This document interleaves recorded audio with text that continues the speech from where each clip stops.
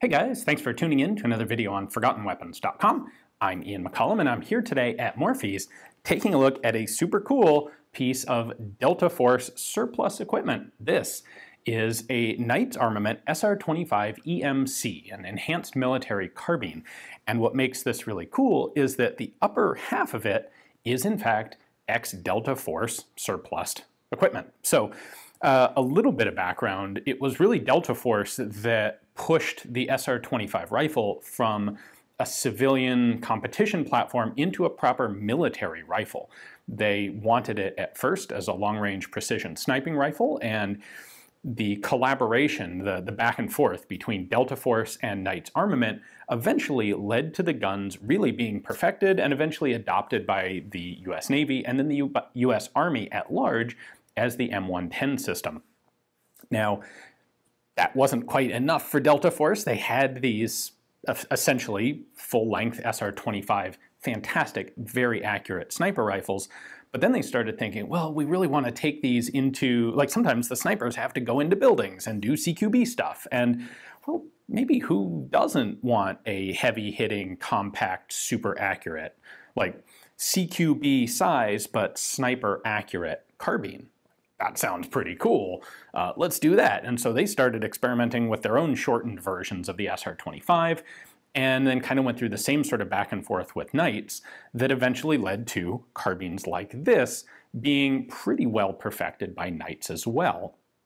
Now, this particular batch is one of a group that were a batch of rifles that were purchased in 2012 or 2013 by Delta Force. And what ended up happening is within less than a year of their purchase, Knights came out with an improved version of the rail, the handguard rail here, and Delta kind of went, we kind of want that actually. And so Delta ended up returning a bunch of the guns for Knight to replace with the new upper assemblies. And so what is Knights going to do with the bunch of returned uppers? Well, they kind of quietly stuck them on new production SR25 lowers and sold them off onto the civilian market. There's really no reason not to. There's nothing restricted, nothing classified or anything like about the upper assemblies. Delta got its new guns. Knights is left with a bunch of stuff that they could throw out or they could just sell. And so they sold it. So let's take a little bit of a closer look at exactly what this is. You may notice that the colors don't quite match between the uppers and the lowers, and that's in fact because these uppers were made well before the lowers. This was one contract, and when they came back in, they were just given off-the-rack new production SR25 lowers. So the color's close, but not quite identical. These are essentially the exact same lowers that would have been on the original Delta guns though, 7.62mm SR25s. Got the Knights logo on the other side, and it's worth pointing out that these are all sitting around 120,900 as a serial number. When the guns were put back onto the civilian market, the new lowers all came off the line at about the same time, and so they're in a general serial block, and that helps distinguish these guns from other other clones or other SR25s.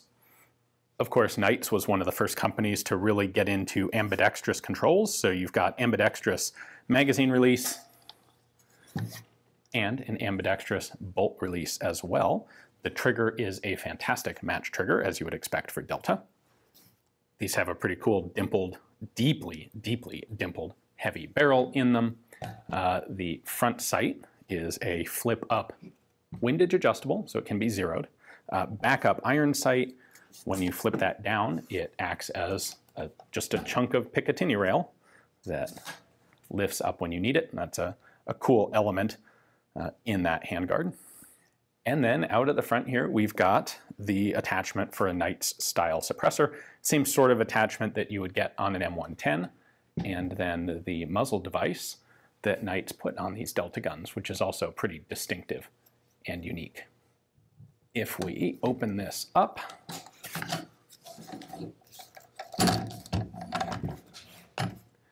on the inside of the upper receiver here, we have the Delta rack number, so another piece of provenance of its origins. There were 3 different grades of these when they were resold by Knights, A, B, and C. This particular example was sold as a C grade. It's got a bit of wear to it, which frankly to me makes it more interesting than one that was in totally pristine condition and never ever got used. This one actually did see some sort of use. Exactly where? Who knows? And even if you asked, they probably wouldn't be willing to tell you. But I like to see some wear like that on military firearms. It's gotten really pretty rare for the US military to actually surplus much of anything at all, and it's always been extremely uncommon for things to actually come out of Delta Force onto the civilian market. There are a couple notable exceptions. The STI 2011 pistols that Delta Force purchased and tinkered with, that's one really good example, and this is probably the other really good example of Delta Force equipment coming onto the market. When these were sold by Knights, they were done so kind of quietly, and some people knew what they are and some people didn't so much, but they become extremely desirable guns because of that Delta Force lineage. So very cool to see this one here and get a chance to take a look at it up close. Hopefully you guys enjoyed the video. Thanks for watching.